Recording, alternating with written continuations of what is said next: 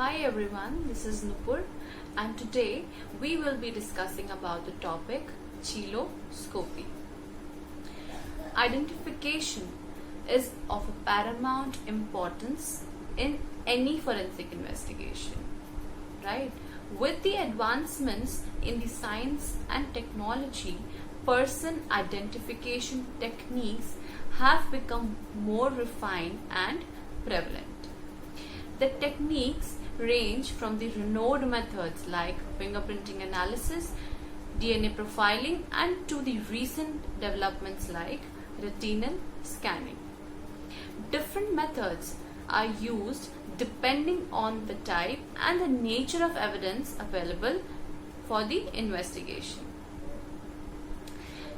Now, talking about the definition of cheloscopy, forensic investigation techniques that deals with a person's identification based on their lip prints is called cheloscopy. Okay, and it is derived from the Greek word chelos, which means lips, and scopy means to see. So we have mostly seen that we do the personal identification from the very renowned methods like fingerprints and the DNA profiling, and recently we have seen we can do it from the retinal scanning as well, like in Aadhaar cards and various other MNCs where digital this identification is done. And now along with that we are also doing it with the lip prints, that is cheloscopy.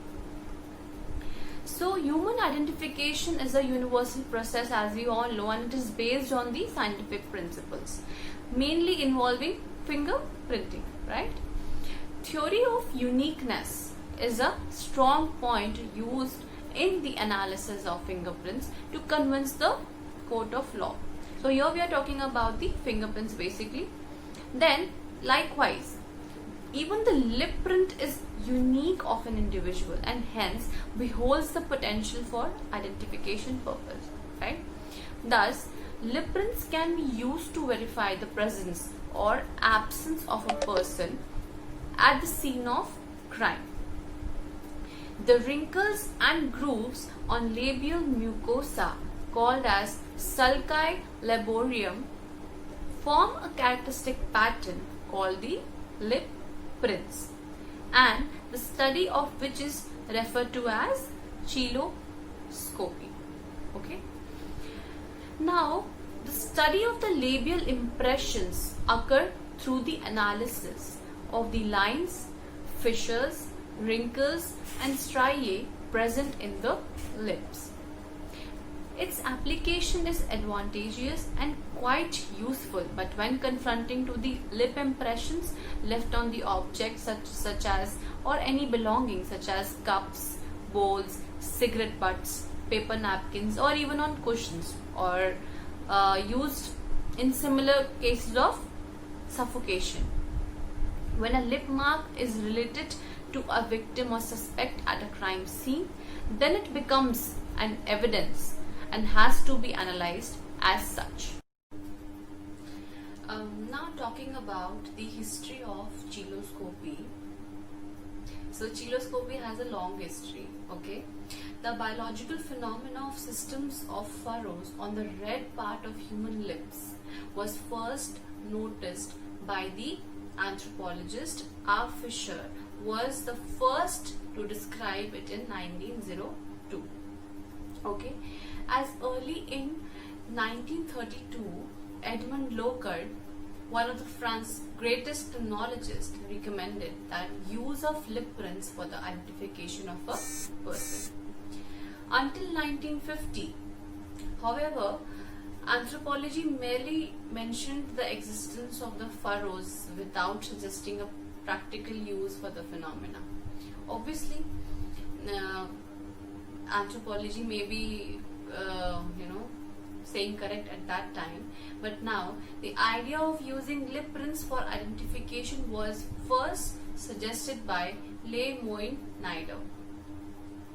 He introduced a case in which lip prints helped the crime scientist in the unusual way. So he was Le Moyne Nider, who actually used the idea of lip prints for identification. That was suggested by him. Okay. Then Dr. Martins Santos in 1960 proposed that these lip characteristics could be used in personal identification and devised a simple system for classifying the lip prints. So he also did a simple system. He devised a simple system for classifying his lip prints, like we'll discuss in the next point. In 1950, the Japanese have carried out extensive research in this matter. Okay, apart from Santos classification, two Japanese scientists, Yasuo Tsushihashi and Kazuo Suzuki, has been investigating forensic or ontological relations of the female lips and the lipstick that time.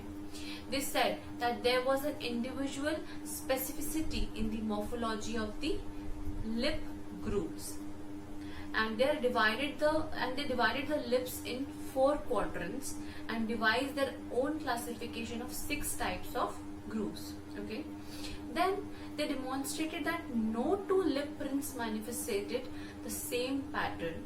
The lip prints of only ovular twins even were extremely alike, and that their characteristics may be inherited from either their parents.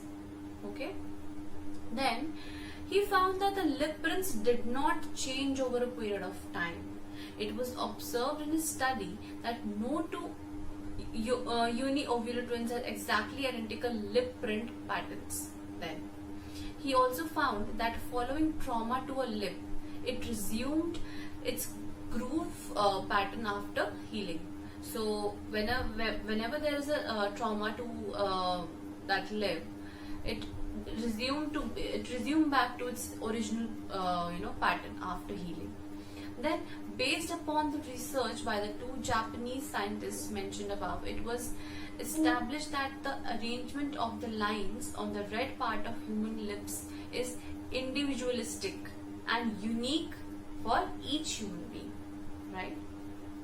So now talking about the Suzuki and Tsushihashi's classification, they were classified into 6 types, and they were type 1, which is the vertical comprising of complete end-to-end longitudinal fissures or patterns, right? Then type 1 apostrophe, that is incomplete longitudinal fissures. Then comes the type 2, which is branching Y-shaped pattern, right? Then type 3, which is the criss-cross pattern. Type 4, which is the reticular, kind of a fence-like thing. That was type 4. Then type 5 was undetermined, or we can say that that can be a mixture of the above types, right? Then in the past, it was also proved that the gender difference exists in lip prints, that is type 1 and type 2 were the dominant female pattern, while type 3 and type 4 were prominent in male. So this was a study that was done on the lip prints of females as well as male, right? Another study showed that females have same pattern in all 4 quadrants, right? That we females have all the 4 quadrants. Like this is the upper left, upper right, lower left, lower right, right? So we females have all the same patterns in the 4 quadrants, and while the males have different patterns in the same individual. And if you'll see the lip print of any male, so we can observe 4 different patterns in the 4 quadrants. So this was the study that was held before. Now coming to the conclusion of the topic. So as we know, the lip prints remain stable as age advances for a person's life and are unique to every individual. Okay, even in twins and family members, it may be used as a record for the individual along with the fingerprints. So chiloscopy holds the potential to identify the sex and in personal identification. Okay. Then the collection of the visible and the latent lip prints with a suitable transferring and recording media is important. So the most important thing is to record the lip prints so carefully that the actual print is visible and we can identify the person by that print.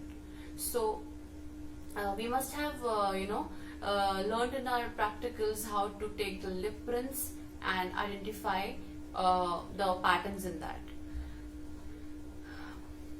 Then the tremendous research done in the field of chiloscopy and further studies concerning standardization of method to analyze the lip prints by the use of biometric system is in process.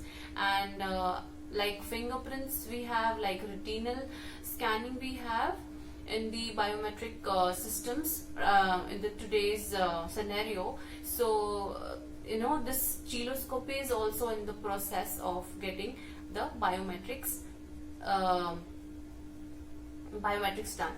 So thus lip prints has the potential as supplementary tool for identification purpose. So this was the whole of the topic of chiloscopy. I hope you guys understood the points, the discussion which I did, and hope you will learn from this video. Thank you.